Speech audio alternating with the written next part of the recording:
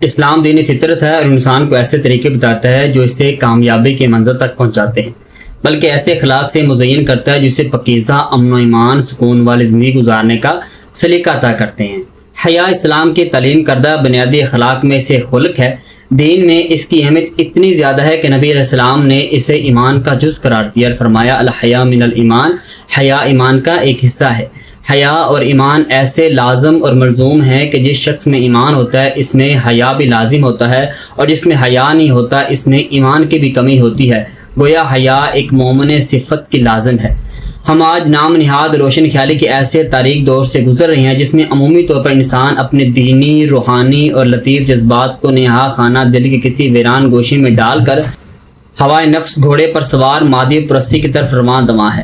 اس نے لذت اور خواہشات بھری زندگی کو ہی اپنی اصل زندگی سمجھ لیا ہے اور تکمیل خواہش کو اپنی زندگی کی منزل سمجھ لیا ہے۔ وہ سمجھتا ہے کہ خواہش نفس پوری ہونی چاہیے، خواہ جیسے بھی ہو۔ چنانچہ جنسی خواہشات جو انسانی خواہشات نفسانیہ میں سے ایک بڑی خواہش ہے، اس کو پورا کرنے کی دور میں آج کا انسان کچھ اس طرح سرگرداں ہے کہ شرم و حیا کی صفت سے تہی دامن ہو چکا ہے۔ قرآنی اور فحاشی کا ایک طوفان ہے جو اہل کفر کی عشرت گاہوں سے اٹھا اور مسلم ممالک کو اپنی لپیٹ میں لیتا چلا جا رہا ہے۔ ٹی وی، وی سی آر، ویڈیوز، ڈش کیبل اور انٹرنیٹ وغیرہ ایسے شیطانی ذرائع ہیں جنہوں نے کفر کے اس ثقافتی جرگار کو مسلمانوں کے گھروں میں پہنچا دیا۔ چنانچہ بے حیائی اور اخلاق باختگی کے وہ مناظر جو کبھی باطل خاصا ہوا کرتے تھے مسلمانوں میں ترویج پا چکے ہیں۔ کفر کے تہذیب و تمدن کو اپنا کردار ان کی میڈیا کو دیکھ دیکھ کر ہمارے نوجوان فلم اور رومانس کی ایسی دنیا میں کھو گئے ہیں کہ وہ اپنی حقیقت کو ہی بھول گئے ہیں۔ یہ وہ قوم ہے جس کے نوجوان کبھی ذکر اللہ کی مستی میں، سجدوں کی لذت میں، اللہ تعالیٰ کے خوف، قیام اللیل کے شوق اور علم و ذوق سے آشنا تھے۔ ان کے چہرے عبادت کے نور کی چمک، ان کے معرفت کے نور کی دمک سے رخشندہ تبندہ ہوا کرتے تھے۔ آج اس کے نوجوان گلوکاروں کے چہک اور اقصاؤں کی تھرک کے رسیا، پری چہروں کے مٹک اور خوبانوں کے ٹھمکوں پر فرکتہ ہیں۔ پہلے وقت کی ادبی کتابوں میں لیلا مجنو جیسے کردار کے اکا دکا واقعات بطور عبرت آیا کرتے تھے، لیکن آج تو اکثر بیشتر جس نوجوان لڑکے کو اندر سے ٹٹولیں تو مجنو نظر آتا ہے، جس لڑکے کو دیکھے وہ لیلا نکلتی ہے۔ ہاں، کچھ خوش نصیب جو اچھی صحبت اور اللہ والوں کی سنگت کی وجہ سے زمانے کی چہرہ دستیوں سے بچ گئے ہوں تو ان قدسی صفات لوگوں سے ابھی دنیا خالی نہیں ہوئی۔ روزانہ کے اخبارات میں لڑکیوں کے گھر سے فرار ہونے اور عاشقوں کی حالت زار ہونے کے واقعات کثرت سے ملتے ہیں۔ مخلوط تعلیم گاہوں میں طلباء اور طالبات کے مابین پروان چڑھتے رومانس اور قومی تقریبات میں ہونے والی محافل، موسیقی، ڈانس ہماری قوم کے مجموعی اخلاقی حالت کی انعکاسی کرتی ہیں۔ آپ کو آپ کے ارد گرد ایسے نوجوان کثرت سے ملتے ہیں جن کی کھوئی کھوئی آنکھیں، اڑی اڑی رنگت، اترے اترے چہرے ان کے دل کا افسانہ سنا رہے ہوتے ہیں۔ اس وقت رنج و افسوس کے ساتھ یہ سوچتا ہوں کہ کاش کو ان کا ناسا ہوتا جو ان کو سمجھاتا، کوئی ان کا مسیحا ہوتا جو ان کو دعا دیتا۔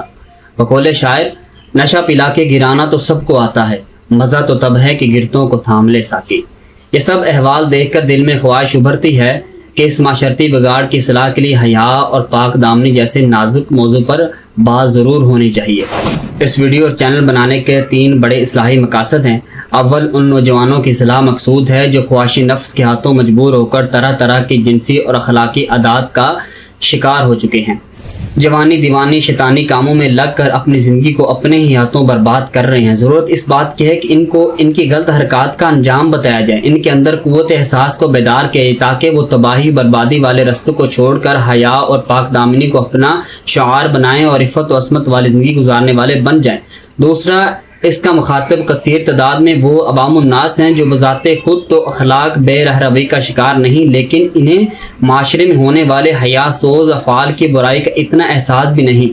اپنے گرد و پیش بہت کچھ ہوتا دیکھتے ہیں لیکن اسے معمول کی کارروائی سمجھتے ہیں۔ اپنی اولادوں کو اخلاقی برائیوں میں مبتلا دیکھتے ہیں لیکن جوانی کا تقاضا سمجھ کر نظر انداز کر دیتے ہیں۔ بعد خود اپنے ہاتھوں سے گھر میں شیطانی ذرائع، ٹی وی، ڈش اور کیبل وغیرہ لا کے رکھتے ہیں اور اسے برائی سمجھنے کے بجائے وقت کی ضرورت سمجھتے ہیں، اور بعض شرفا تھوڑا بہت بے حیائی میں منہ مارنے کو مانع شرافت نہیں سمجھتے۔ تو ان حضرات کو بھی تصویر کا اصل رخ دکھانا مقصود ہے تاکہ معاشرے میں اپنی ذمہ داریوں کو سمجھ کر خود بھی گناہوں بھری زندگی سے بچیں اور اپنی نئی نسل کو بھی بچائیں۔ تیسرا، تصوف و سلوک کی ساری محنت اللہ رب العزت کی معرفت اور نسبت حاصل کرنے کے لیے ہوتی ہے، لیکن اللہ تعالیٰ بڑے غیور ہیں۔ اس کے لیے غیر اللہ کی طرف تھوڑا سا میلان بھی سالوں کو شہرائے طریقت سے اتار دیتا ہے، اس کے سالوں کے ذکر و اذکار پر پانی پھیر دیتا ہے۔ لہٰذا اگر آپ محبوب حقیقی کا وصل حاصل کرنا چاہتے ہیں تو آپ کو ان تمام چور دروازوں کو بند کرنا ہوگا جن سے غیر محرم کی محبت دل میں آتی ہے، اور جب وہ اس معاملے میں انتہائی محتاط روی کا مظاہرہ کریں گے تو دل میں جلوہ محبوب کا مشاہدہ کرنا آسان ہو جائے گا۔ ایک شعر ہے جس کا مفہوم کو یوں ہے، تو اپنی آنکھوں کو، اپنے کانوں کو، اپنے ہونٹوں کو بند کر لے، پھر تجھے مشاہدہ حق نہ ہو تو میرا مذاق اڑانا۔ اللہ تعالیٰ نے انسان کو اشرف المخلوقات بنا کر فطری خوبیوں سے مالا مال کیا ہے۔ ان خوبیوں میں سے ایک خوبی شرم و حیا ہے۔ شرعی نقطہ نظر سے شرم و حیا اس صفت کو کہتے ہیں جس کی وجہ سے انسان کبھی اور ناپسندیدہ کاموں سے پرہیز کرتا ہے۔ دین اسلام نے حیا کی اہمیت کو خوب اجاگر کیا ہے تاکہ مومن با حیا بن کر معاشرے میں امن و سکون پھیلانے کا ذریعہ بنے۔ نبی اکرم صلی اللہ علیہ وآلہ وسلم نے ایک مرتبہ ایک انصاری کو دیکھا جو اپنے بھائی کو سمجھا رہا تھا کہ زیادہ شرم نہ کیا کرو۔ آپ صلی اللہ علیہ وآلہ وسلم نے سنا تو ارشاد فرمایا، فَإِنَّ الْحَيَاءَ مِنَ الْإِيمَانِ، پس حیا ایمان کا جز ہے۔ ایک دوسری حدیث میں نبی اکرم صلی اللہ علیہ وآلہ وسلم نے ارشاد فرمایا، حیا خیر ہی کی موجب ہوتی ہے۔ گویا انسان جس قدر باحیا بنے گا اتنی ہی اس میں خیر بڑھتی جائے گی۔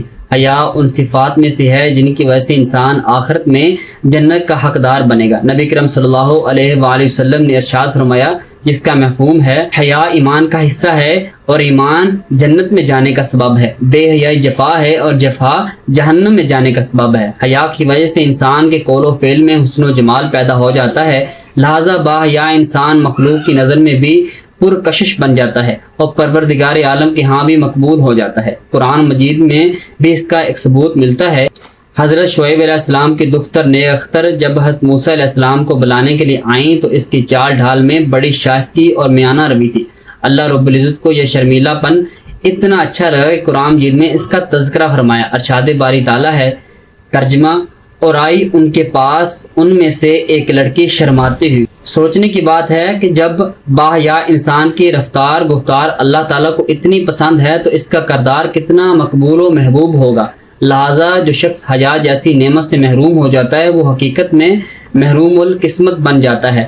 ایسے انسان سے خیر کی توقع رکھنا بھی فضول ہے۔ نبی علیہ السلام نے ارشاد فرمایا، جب شرم نہ رہے تو پھر جو مرضی کا۔ اس سے معلوم ہوا کہ بے حیا انسان کسی ضابطہ اخلاق کا پابند نہیں ہوتا، اس کی زندگی شتر بے مہار کی مانند ہوتی ہے۔ حیا ہی وہ صفت ہے جس کی وجہ سے انسان پاکیزگی اور پاک دامنی کی زندگی گزارتا ہے، بلکہ یوں کہنا چاہیے کہ حیا اور پاک دامنی لازم اور ملزوم ہے، ان دونوں میں چولی دامن کا ساتھ ہے۔